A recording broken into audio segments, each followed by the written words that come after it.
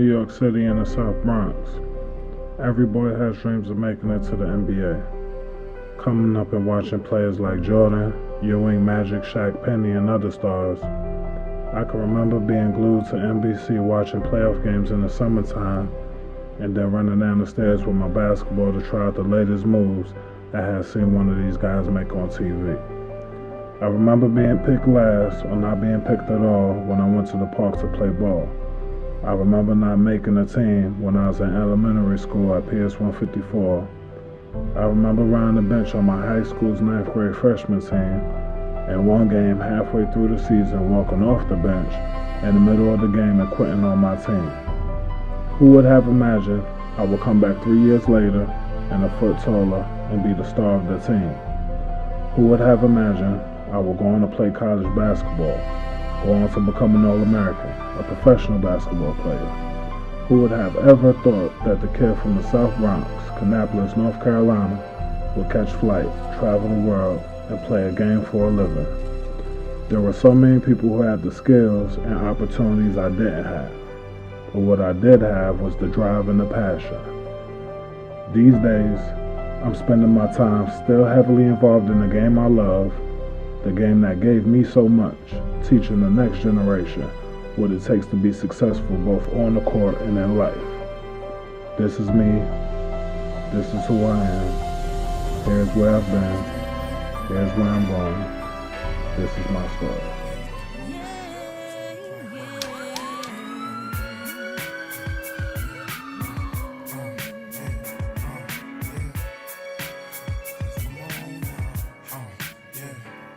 You know I can't live without you, but still I doubt you. Believe I'm really all about you, but I'm about to reinvent myself, cause I could picture this wealth coming in just a nick of time for us to live in good health. I did it for Delph, couldn't face myself in the end. Now I'm just another dude with no friends in the pen, hoping the sun will shine on me again. I know my time's coming soon, I just can't say when. I got some homies underground, some homies in the pen, for sure I'm pouring out some gin. Until we meet again, picture me fresh like $1,000,000 on your radio, selling like 1,000,000 plus. I bet them haters wish they killed me first. But shit, nah, before I die, you gon' feel me first. And where I'm from, it's no talk, rather peel you first. Got me twisting up some skunk, trying to heal the hurt. Living life, trying to feel some worth. I wanna make it work, but tell me what the deal is first. Can I live?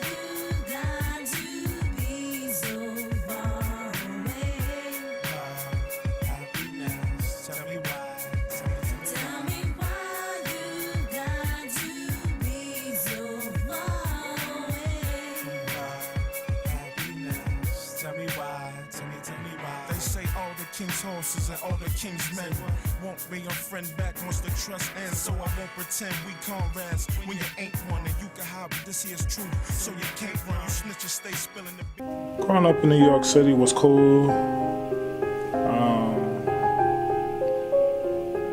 We grew up in the South Bronx, so that's where I spent the majority of my childhood. Mitchell Projects were the housing projects we grew up in, and it was me, my mom Joanne, my father Morris, my sister Tanya, and my brother Brandon. And coming up, it was definitely tough coming up in New York, just with all the crime and the drugs and stuff like that. But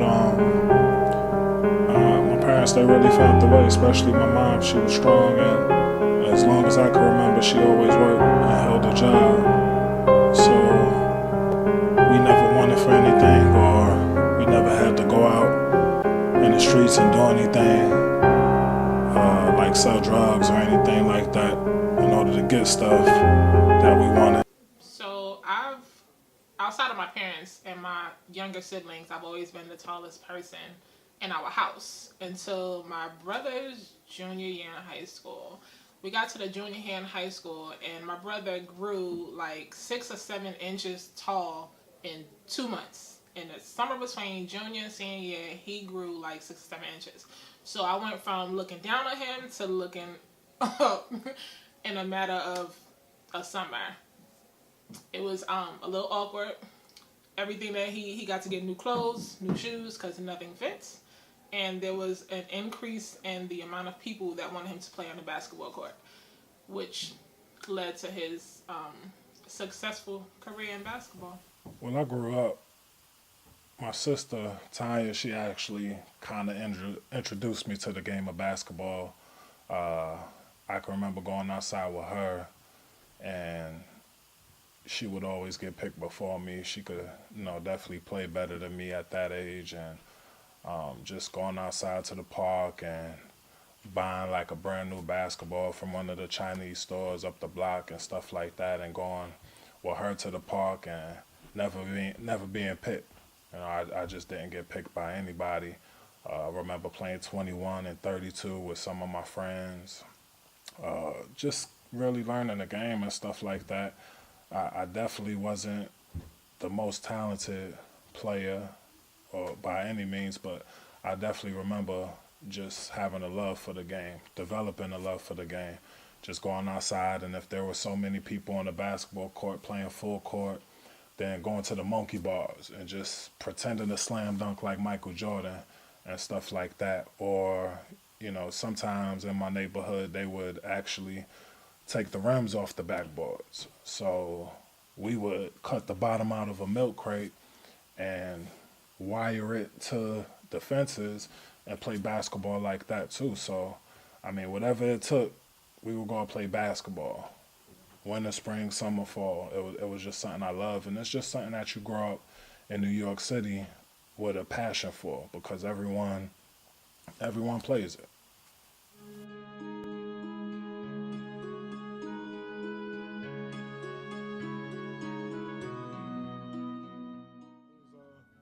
It was like one team, and they used to play during school, if I remember. Yep. So they still do that? Yep. That's cool. Yeah. So I think right now we're like, I don't want to get it wrong, but like 6-2. Yeah, that's nice. 6-2. Yeah. I didn't make the team though. Did it? I didn't make the team. Make the team? I wasn't 6'8" either. But yeah, I didn't make the team. I actually got cut.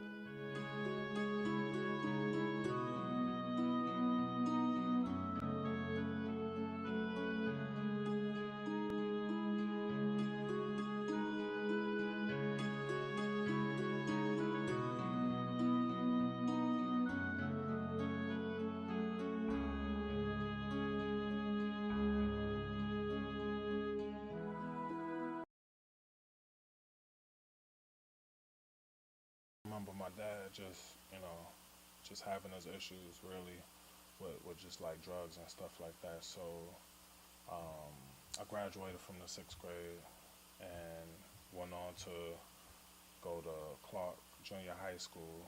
And at that time, my mom and my grandfather were talking pretty much every day. And I think she was definitely ready just for a change for us all. Things were just crazy in the city, just a lot of violence and drugs and stuff like that. And she just didn't want to raise her kids in New York City anymore. So uh, the night actually before we left, because we actually left before my father left, he came down, I think a couple months later. Uh, a guy had got shot. We were actually at a stoplight, and it was night. I think we were coming back from the movies or dinner or something like that, and behind us we could hear like a lot of commotion, and then we heard some shots go off, and then we could remember a guy. I remember a guy just running past our car, and our father telling us to duck and stuff like that. So that was pretty much, if anything, the biggest sign that really told my mom that she needed to get us out of there. And that very next day, we got our stuff together and got on a train to North Carolina. My grandfather actually moved to Mooresville, North Carolina. He bought a trailer and bought some land, and he relocated from Kannapolis out there. So when we moved down here, we moved in with him. It was definitely a big transition, leaving the city, all of our family, my cousins behind, my friends, and things like that, and coming down here and basically starting over, which we were doing.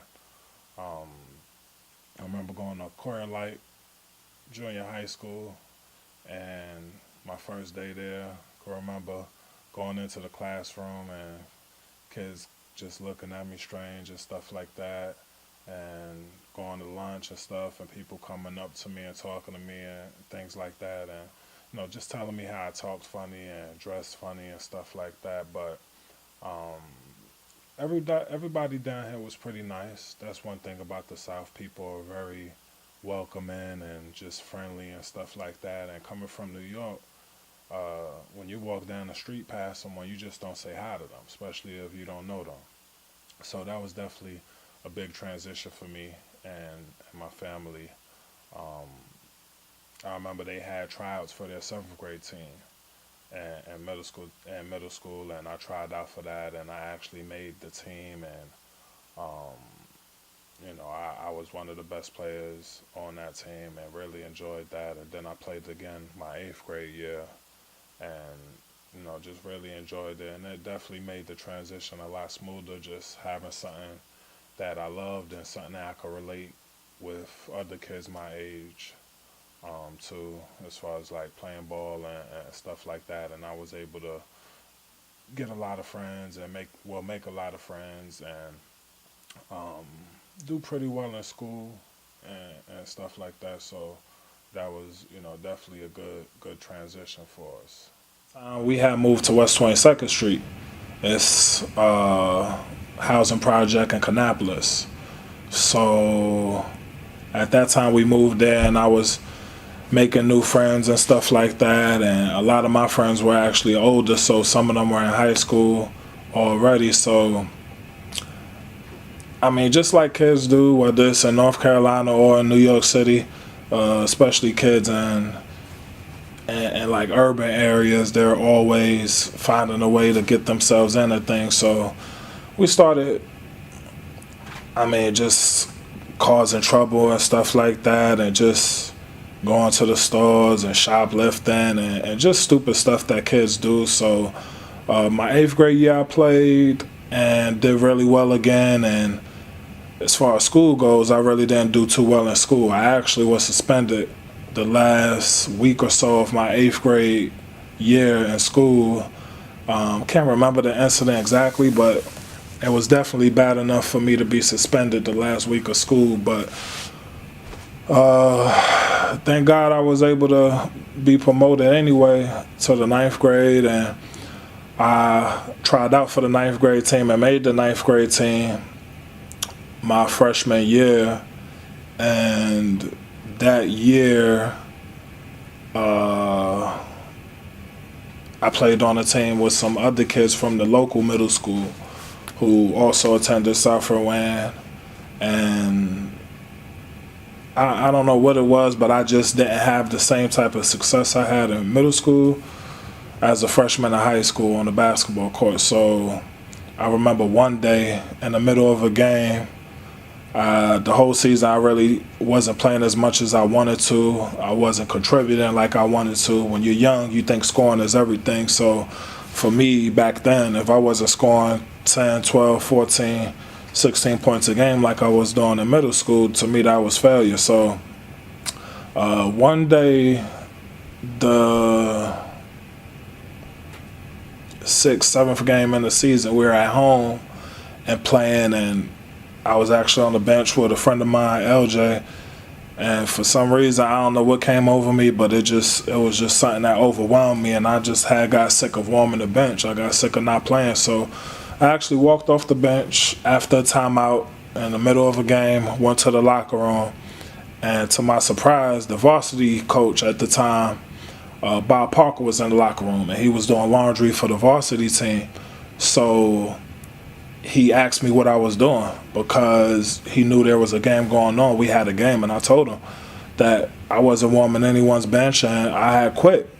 And I remember this as clear as day. He told me if I quit, that I would never play basketball at that school again. So I ignored him. I was hard-headed at the time and just a troublemaker, and decided to just ignore him and walk out, take my uniform off, do it down, put my clothes on, and just walked out of the locker room. And that was, pretty much the end of that. So, I mean, honestly, the reason that I stopped playing was really my own ego. I just thought at that time I was a lot better than I was, and I really wasn't. When I stopped playing, I continued to play basketball, it just wasn't organized. I remember Russell Swilly, he was the freshman coach, actually, who team I quit. He ended up putting together, like, not a travel team, but it was something of that sort. So, and we would go around to, like, schools and gyms in Salisbury and just in the area and play other teams. And I was doing really well. And I was able to play with some of my friends from my neighborhood. And I did that my 9th grade year. My 10th grade year, decided to just get a job. My friend at the time, Maurice, Reese, that's what we called him, he was working at Chick-fil-A. And all my other friends were working, like Mark and Seth Johnson. They were working at different places and stuff because they were a little older than me. So, I couldn't wait to get a job because I saw them buying, new clothes and going to Wendy's and McDonald's and being able to buy stuff. Like, when you're a kid, that stuff, it means a lot to you. So I decided to try my best to get a job. And me and Reese, who was really cool, so he worked at Chick-fil-A at Concord Mall. And I remember going up there and talking to the manager, and I was 15 at the time, and typically they don't hire a lot of 15-year-olds because they can only work certain hours. But I was really persuasive, and I was just determined for her to hire me. And I remember going up there repeatedly, multiple times, and finally she just said she was going to give me a shot. And, it was probably one of the happiest days of my life. I went to go get a worker's permit and came back, I think, the next day, and they actually hired me on the spot. And I worked there for, I think, like a year and a half. And it was was a really good employee for them. The lady who hired me, her name was Annette, and she was a really, really awesome lady, really cool. After that, I think I worked at Pizza Hut and Target, and that was pretty much it. At that time, I was just chilling with my friends. We were hanging around and the other different projects in the area, like West Green and Cabarrus Arms, and just kind of all over Kannapolis, running around, going to the mall on Fridays and buying new shoes and going out to eat. And smoking weed and just, all the stuff that kids do that grow up in those type of areas. Those were the things we were doing. So, yeah, just let me know how it go, y'all.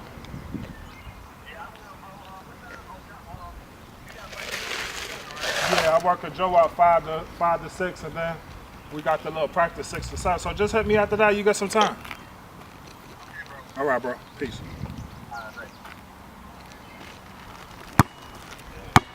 That's where the hoop is. You see that thing still kind of wet too, man. It's kind of crazy.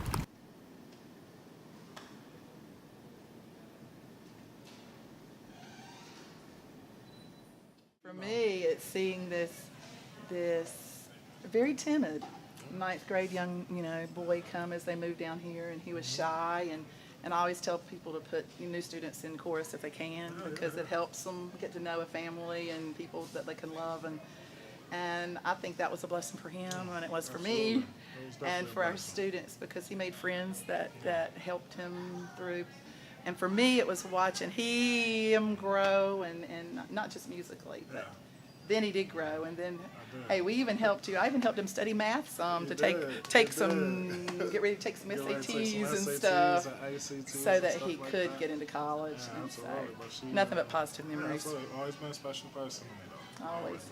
I love him. I remember you coming over to my house some, even when he came home from Europe, and come home and sit and talks. We had a lot of discussions. We'd catch up with life and I'm still trying to get it all together, but I'm doing that's all right. All right. It is okay. Good. I'm doing real good. Because we know God's got a hand on your life, don't we? Absolutely. That's Well, mainly. I don't waste too much more of your time. I love you. Love you too. I'm so I promise glad I'll be you by. came.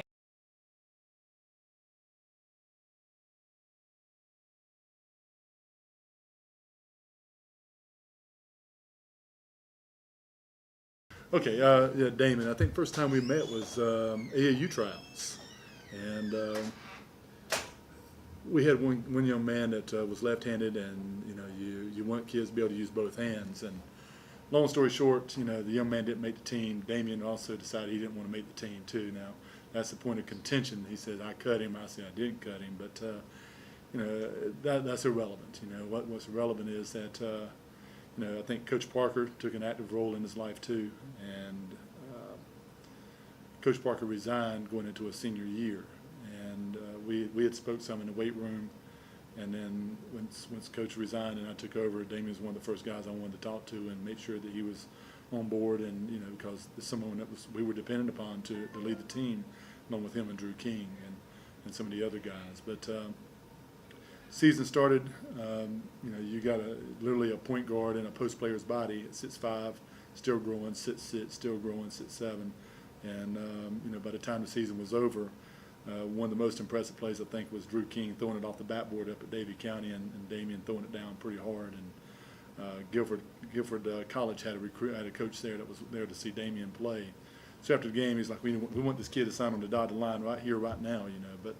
They're Division III schools, so they offer no scholarships, and we kind of talked briefly, and we'll be back in touch with you, Coach. So season ends, we think he's MVP, he's all county, all conference, the full gamut, and we go down to UNC Pembroke, and they like him a lot, but we need a math class, and took him over to Catawba. Catawba liked him a lot. Catawba says we want you to go a JUCO route, and then we'll come back and sign you. And then went over to Pfeiffer, and they just absolutely fell in love with him. And Dave Davis, great coach, great guy, and the rest is history, with Pfeiffer. But, what I'm most proud of is him growing up as a young man. The transformation. He worked for, we gave him a job. He worked with us at CCI Telecom, selling cell phones. And when he first got the job, he wouldn't look people in the eye. And over time, it became more personal and interpersonal relationship with the customer, and then my children just looked up to him. I mean, he was the older brother that my oldest son needed and wanted, and he was the role model that my youngest son needed and wanted. And he and his family is family to us. I mean, we are family. Did it? Yeah. Bobby resigned, and you kept coming to the gym, working out. The rest is history. They ain't want nothing to do with me when I was 5'6", though. They ain't want nothing to do with me. He was 5'6" until his senior year. Yeah, they ain't want nothing to do with me. He grew like a foot in the summer. He cut me. That's the real story. We're going to make sure everything you just said, we editing that. We're going to edit that. Cameraman, we're going to edit that. So you be editing the truth. You be like censorship. Hey, listen, we're going to tell this story. The truth will set you free. we might have to go to Salisbury and get LJ to confirm a couple things. Well, no, you get that Salisbury, I don't know. Where's the Camp Blues? I'm telling you, man, you cut me, man. I remember this like. Your name was on the list. Kids remember this like. Drew King. You can call Drew King and ask me King. Man, you serious? Hey, yeah, call Drew King and ask him right here, right now. Call Drew King right now. Call Drew King and ask him right now. What you about to? Wait until they drop. Cut me, man. That's all. People make mistakes, man. They make a mistake on you. People. So you saying that's why you ain't go D1? Jesus, I'm not. So you saying that's why you ain't go D1? D1 because he was 5'6" going into a senior year. People hated Jesus too. That's all I'm saying. I love Jesus. People they used to hate Jesus though. I'm not saying I'm Jesus. I'm just saying no. Please answer this phone. Yeah, please answer to him. Put him on speakerphone. He on speaker right now. I pray he answer this phone. I know he will. Unless he's busy, that's the only reason he won't answer this phone. The only way Drew's not going to answer the phone is he's drinking. Hey, what's up, Drew? Thank goodness you answered the phone. Hey, man, I gotta. Hey, listen. Bring that camera in so you get it closer and you can hear it. I got Coach Davis here with me, man. I just need you to confirm some things because he over here lying, man. Listen, let me ask you a question. In 9th grade AAU basketball, did this man not cut me or not? Or did he quit when LJ got cut? I remember him cutting me, man. He talked. Yes, did he cut me? Can you please confirm this? Whoa, wait a second, Drew. Wait a second. I cut LJ Radcliffe, and when LJ got mad and ran out the gym, Damien Argrett hollered LJ Radcliffe outside the gym. This my homeboy right here. He not gonna lie, America. He's definitely not gonna lie. America, Europe, he not gonna lie. Yeah, cut me. I guess he thought I was a thug too, man. I guess he thought I was a thug too. But yeah, I appreciate you confirming that, man. Drew, you've had too many beers.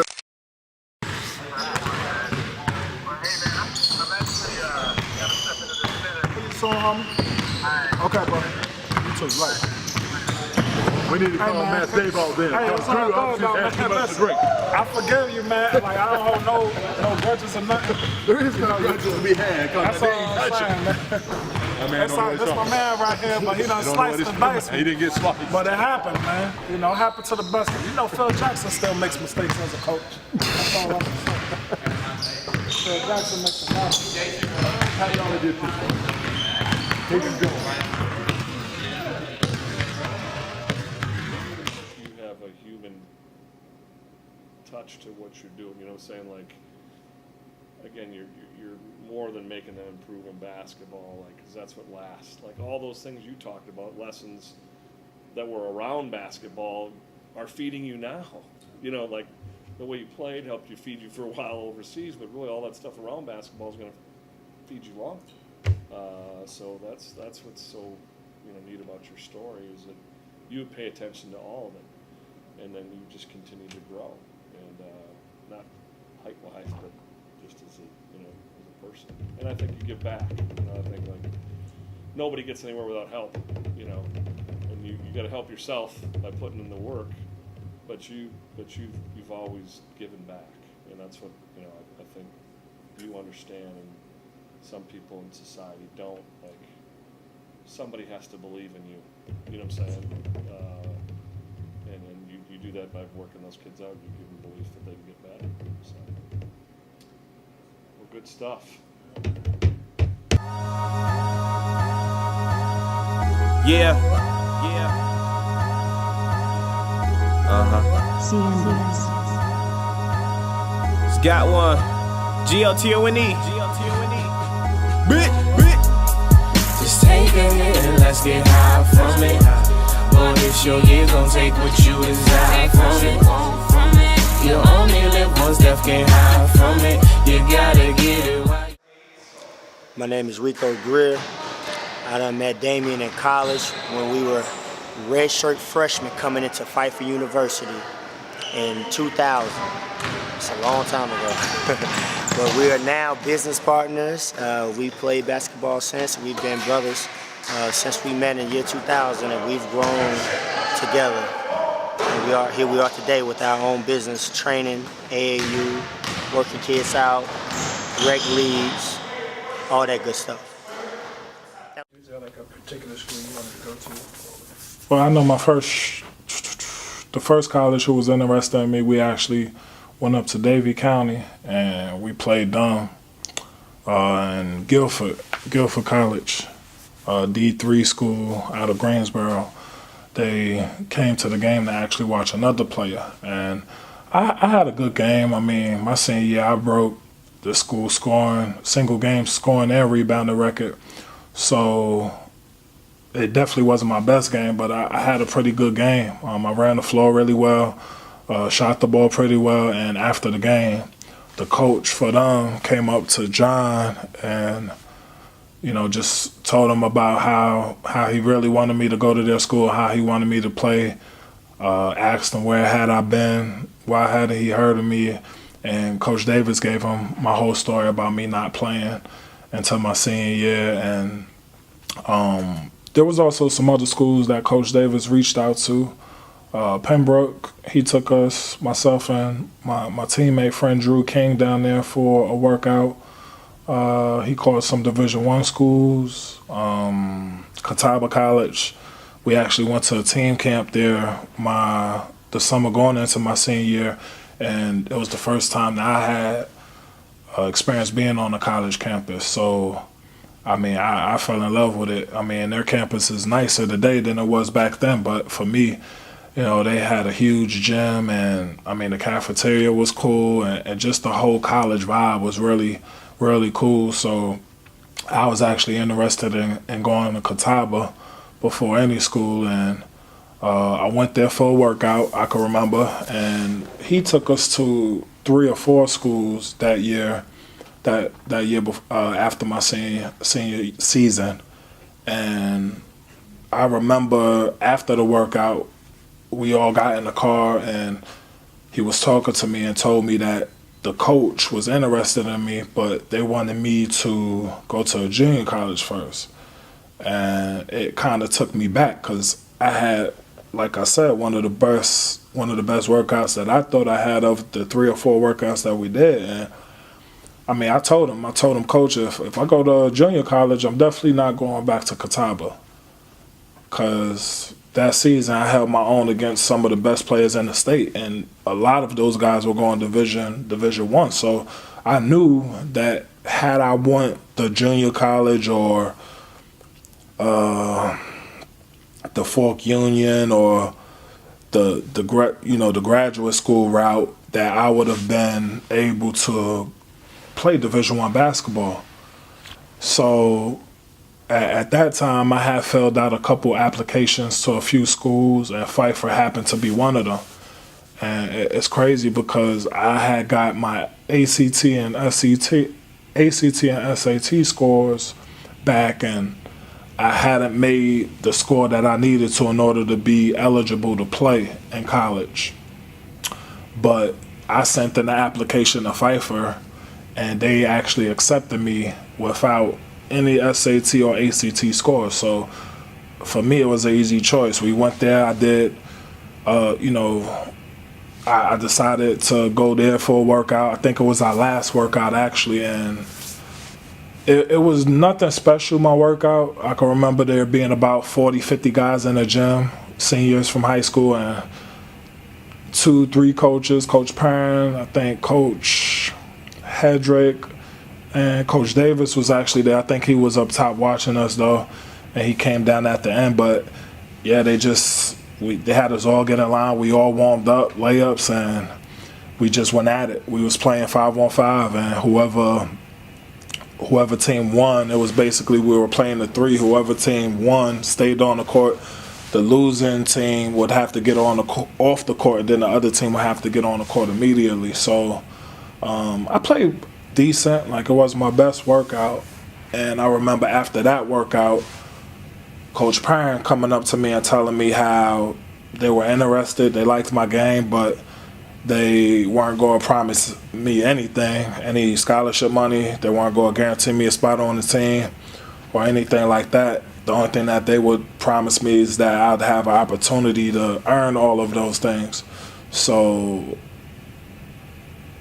after talking to Coach Davis about it, I think I went through June and July after I graduated high school, and I had already got accepted to Pfeiffer and completed my FAFSA and everything like that. So, I mean, I just decided to go to Pfeiffer.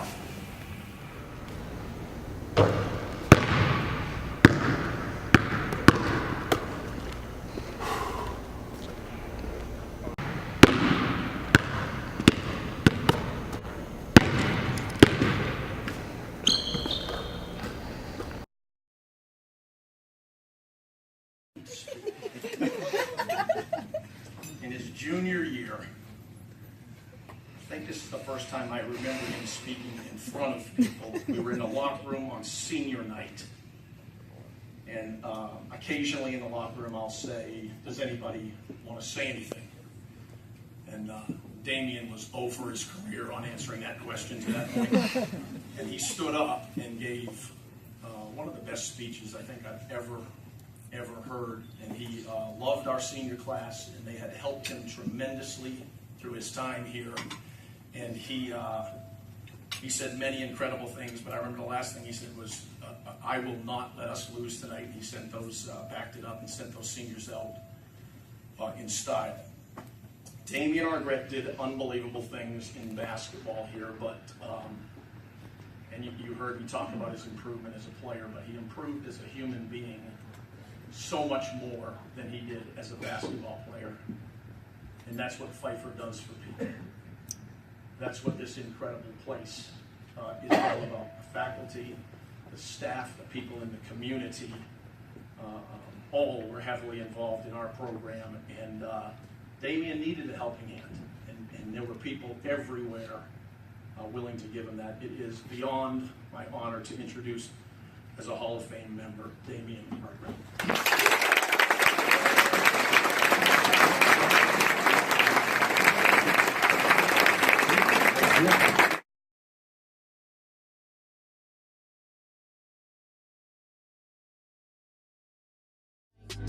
Uptown, give me life.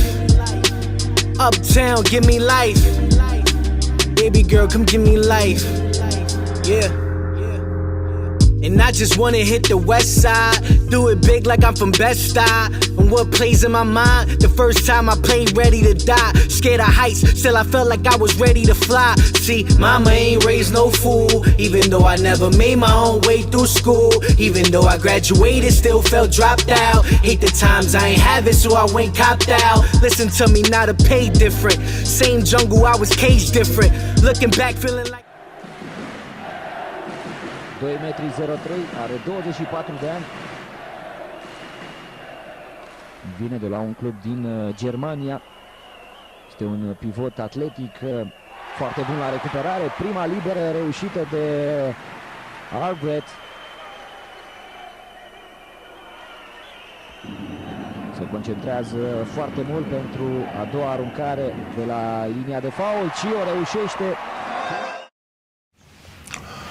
My first job overseas, the first contract I actually signed was with a team in England, the Newcastle Eagles. And my first agent, Fred Besso, he's the one who got me the job.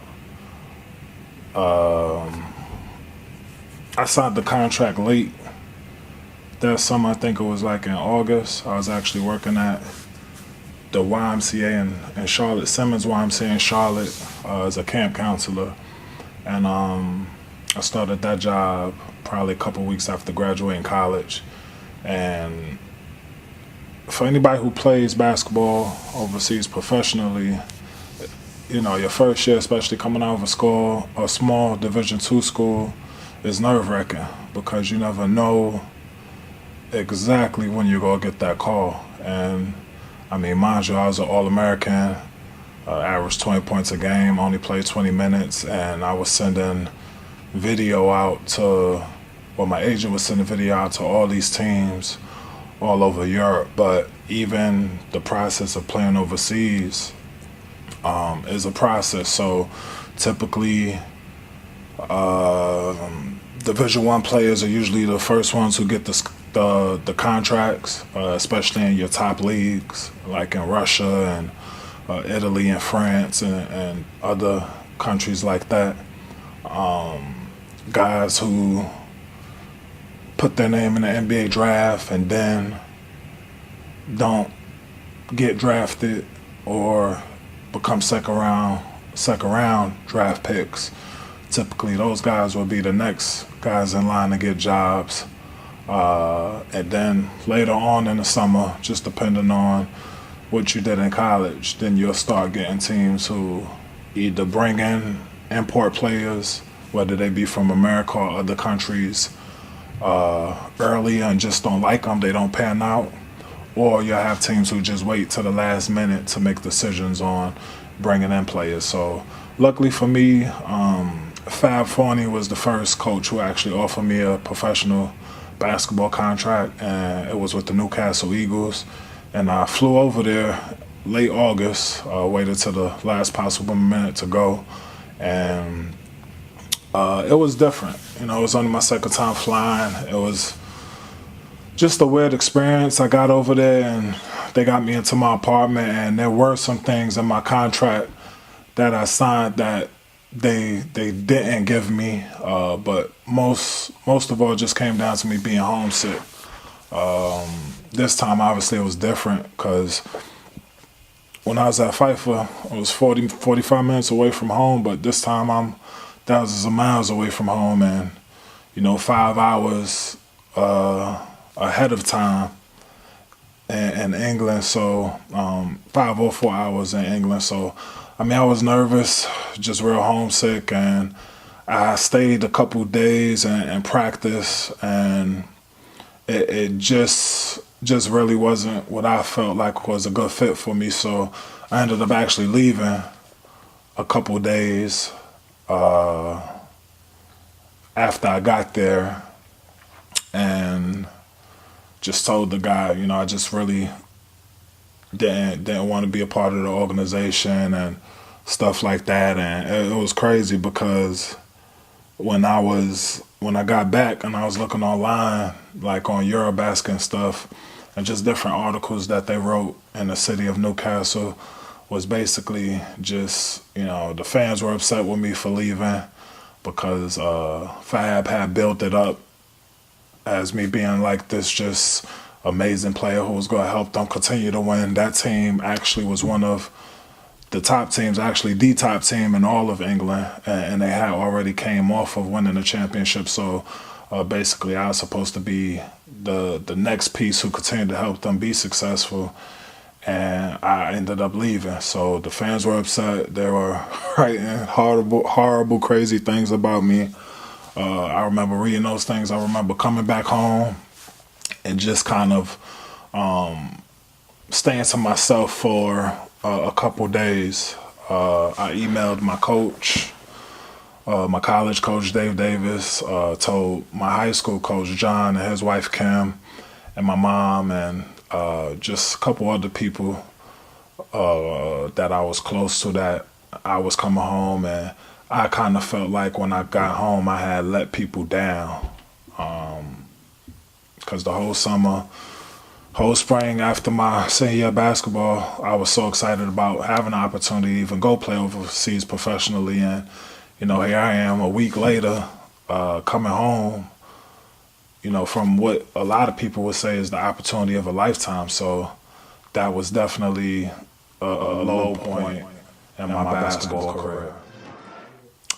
After I came home from England, I stayed in contact with my agent, Fred, and stayed in contact with my college coach and my high school coach. And those guys basically, told me that I had to go back. There was no way that they were going to let me quit.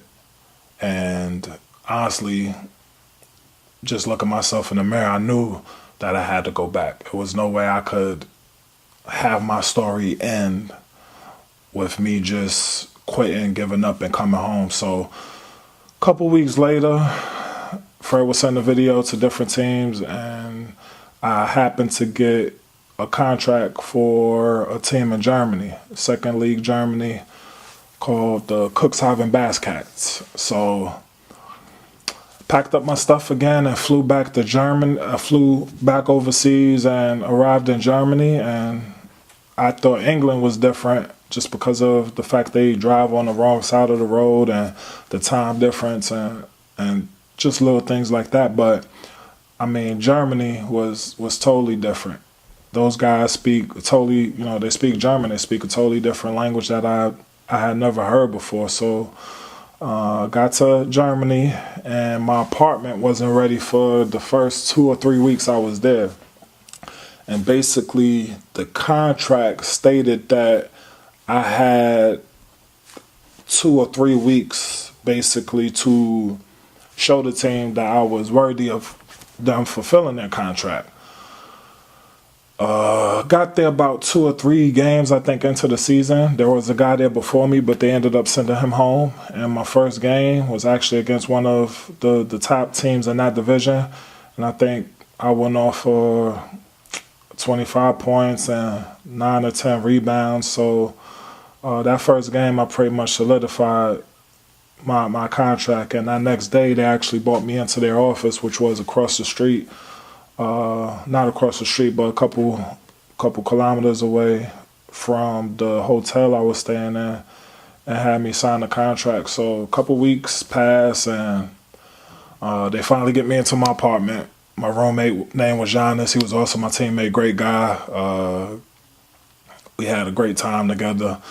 I had internet. If you have ever been overseas, especially back in 05, 06, 07, having internet is something that's crucial because you have to be able to communicate with your family.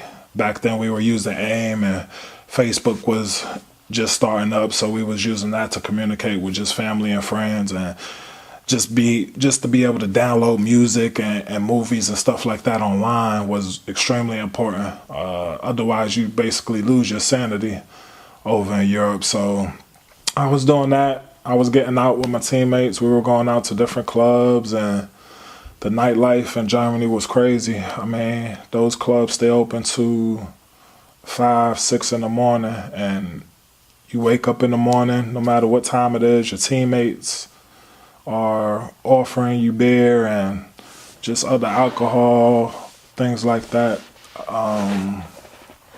But definitely Germany was a great experience. It was a really good experience. I played in Germany for 10 games. For about 2 or 3 more months, averaged 18 points, 10 rebounds. I was in the top 10 in scoring and rebounding, and actually field goal percentage, and played what I thought was some of my best basketball. I was definitely the best player on that team. So fast forward, the team manager, can't really remember his name. I think it was Horace or something like that, but he called me. I had a cell phone over there. They gave me a phone, and he called me and told me that he wanted to meet with me. So I was like, cool. I really didn't think nothing of it. So he takes me to a local diner, and he tells me that the team is releasing me. And when he told me that, I thought he was joking. I was taken back. I was like, what do you mean you guys are releasing me? I'm averaging 18 points a game, 10 rebounds. The fans really liked me. They liked my work ethic. The coach liked my work ethic. All my teammates, liked me. And he basically told me they were bringing in a player that they had before who was pretty popular. He was an older player also, more established as far as like European basketball. They were bringing him back because I think he had went somewhere and it didn't work out for him. And he called them up and decided he wanted to come back. So long story short, they sent me home. They sent me packing. It was around Christmas time, so that's usually the time that guys come home for a break if you're playing overseas. So I came home, and this time I was embarrassed. I was embarrassed because I felt like I was performing like you should over in Europe. I did everything I was supposed to do, everything that I was told by other players who had played in Europe, as far as making sure you're taking care of your business on the court, off the court, you're representing your team, yourself with respect. I felt like I did those things to the best of my ability, and here these guys are sending me home. But I got it. I get it. At least now I get it more so than ever, that it's a business over there. Just like the NBA, it's a business, and sometimes things just don't work out. So I came home embarrassed and upset, kind of deflated, because this was actually the second time I came home. First time was on my terms, but this time wasn't on my terms. So I come home for Christmas. Those guys paid me my money that they owe me. And while I'm at home, my agent is working on other deals. Eurogame Gear started in, I think, 2011. I remember calling my boy Lavelle in the Czech Republic at the time. I think he was still playing, and telling him about this idea I had about a clothing line. And the basis of Eurogame Gear was, for me, when I was playing, I remember seeing a lot of Americans with the NBA socks, with the NBA logo on it, the NBA headbands, and for me, it didn't make sense because you're not in the NBA, so why would you be promoting or buying something, supporting something that you're not a part of? So yeah, I think I'm gonna have to do that. I think it just, obviously if these are the colors I wanted to Yeah, So you want let's the do print. that. You want the print this color. Yes, sir. Yes, sir. That's what color I want that. And I would say, which one did you say? This one here is this one. Yeah. Which is pretty darn close. It is. It is. And now, yeah, I think that's perfect. Yeah, definitely. Probably for them then it'll probably, well, kind of depends. If I did them, you know, if I did them with the vinyl, like I'd have them Tuesday. Yeah. Well, yeah, Tuesday. But if I did them print wise, This wasn't vinyl? No. Okay. We'll do them toward the end of the week if it's print. It'll take a little longer setup. Well, the only ones that I didn't mind being vinyl were these because, you know, like I said, these would be just like a special edition. Trial run type thing. Yeah. And you could adjust the sizes too, right? So on these it could be a little bigger. Well, yeah, and you can make it bigger or smaller. Yeah. I mean, so, you can make it for a little. And as far as I guess washing and stuff too, because I use some vinyl as well. Is there any type of like I guess washing directions you could give me to like put? You taught some, but do it in like warm water inside out. Because a lot of times in Europe, they don't even have dryers. So everything they do, like when I was playing in Europe, we hang dry it. You know, we got little stations in our apartments they give us, and we hang dry all our clothes. But we wash them in washing machines. Yeah. But here, I'm lazy. I'm drying it. I need it today. Yeah, if you want to, just use that. You can copy this and then cut them off, put them in with the garment or whatever. That'd be perfect. And that's anything as far as vinyl goes? Yeah. Okay. Yeah, actually screen printed stuff too, you should do that. Because that just keeps the detergent, from the surfaces. Yeah. Just turn it inside out and okay. Yeah. Okay. Well, yeah, let's do that. So that's, and with the vinyl, what would it cost me with the vinyl? I'd say for this round, we'll just let it go the way it is. Okay, so. Yeah, I presume that in the future, see, this is the vinyl, this is the print. Yeah. Is this vinyl too? No, this is print. Yeah. I thought Eurogame gear was a no-brainer. I mean, professional basketball in Europe is huge.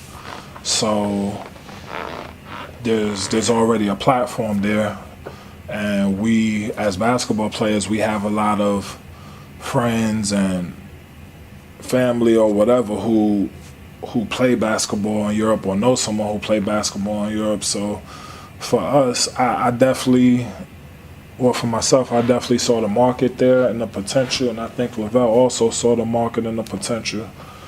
So I called him and just told him about my idea, and he was with it from the very first start. And what we do is we manufacture t-shirts, headbands, we do socks, sweats, all types of things like that. Basically like a sports apparel line, but we're also just, I would say probably like an urban line that you can wear if you're going out to a club or if you're running errands or anything like that. We try to make sure that we have really cool, nice, clean designs, that our shirts, sweats, or anything is comfortable, and it's just basically stuff that people want to wear. And it's been really successful. We continue to grow, definitely in Europe, definitely in the Czech Republic, where Lavelle still coaches to this day. Some of his guys who play for him actually wear our head apparel and our shirts and our snapbacks and other pieces that we produce. So, I'm excited about the possibilities of Eurogame gear and where that could really go in the future. Well, I started BOBW. Actually started out as Shooting Stars. So as I was gaining more clients and becoming more familiar in the area, Statesville, coming down towards Mooresville, because I would play at the YMCA up here, and other gyms in the area. I seen, and there weren't many at the time, but I looked up online and I seen some other people who were actually also doing the same thing as I was. The only difference that I saw was I felt like my credentials, just what I did in the game of basketball, was a lot more, it was better than the people that I saw training and the things that I saw them doing. I felt like I was doing and I could continue to do those things better just based off the fact that for me, a trainer has to be able to show you how to do something. It's different than a coach. A coach may not actually be able to show you how to do a ball handling drill or, show you how to shoot the correct way or show you how to utilize certain moves and different types of footwork in order to put yourself in a better position on offense or defense. But as a player and someone who's done it on a high level, I felt like that was my niche and that was my advantage to the other 1 or 2 trainers who were in the area. So I started shooting stars first. I forgot who gave me the information, but I think it was my boy TJ, who I used to play at the YMCA with, but he actually gave me information on a guy who had just opened up a sports complex, and the complex was called Benchwarmers. It basically told me that they had a basketball court in there. It was just a sports facility geared primarily towards baseball, but they had a basketball court in there and there really wasn't anyone in there using the gym. And at the time, there was really no gyms in Mooresville that you could use.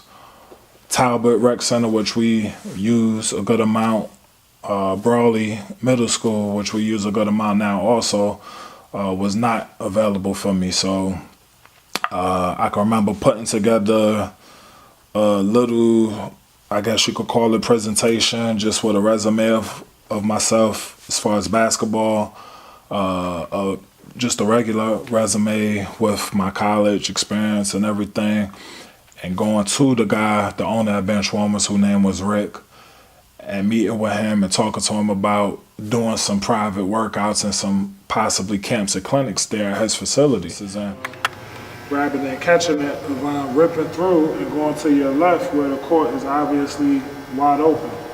Right here, come right down the left, and then you have Rice sprinting down the court where he's supposed to be. Difficult pass. It may have been a foul, but so this action also up here. There's no screen being set. We're not even setting the screens in this play. You have a guy on you.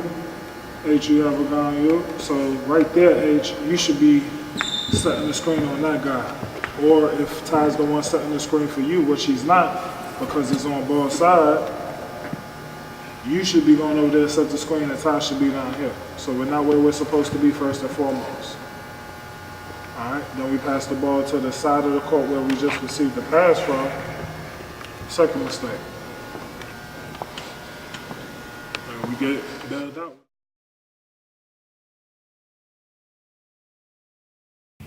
Honestly,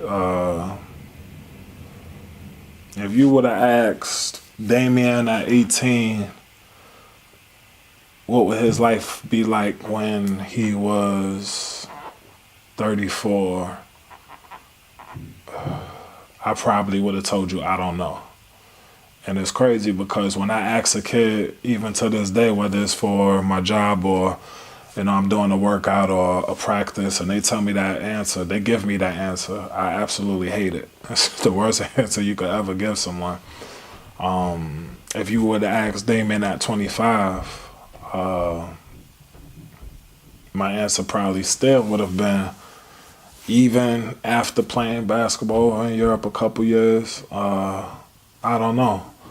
Well, I probably would have said I would have played a couple more years over in Europe and, hopefully had some trials for some NBA teams and things like that. But you know, being asked that question at 34, I definitely have a lot more clarity in the direction I want my life to go in. And for me, what's next is to continue to grow my businesses. I mean, they're successful now, but you know, I'm not content where they are. Neither are my business partners, and you know, we want to just continue to flourish and continue to try to grow our businesses as much as we can, and to a point where we're all able to live comfortably, and our families are able to live comfortably, and you know, just continue to teach kids on and off the court what it takes to be successful. You know, I think that's really important. You have to give back in that regards. Continuing to go to schools and talk to kids and just share my knowledge with as many people as I can to help them get to the level I got to and even higher, and to also help them not make the same mistakes that I made as a young kid. And most importantly, just continue to give back as much as I can. A couple weeks ago, we just did a scholarship at my old high school in honor of my mother and my high school coach. And I mean, we'll continue to give back to the community. I think that's an extremely important part of what I do and what I would like to be, what I would like my legacy to be when my time on this earth is over. It's just that at the end of the day, I worked hard for what I wanted and I never gave up. And when I got where I wanted to be, I gave back. You know, I went back and gave back. So I think that's important. So, I mean, there's a lot of things I still want to accomplish with my life, and I definitely look forward to this next chapter. And I mean, who knows? There could definitely be a Catch Flight Part 2. So, you know, stay tuned.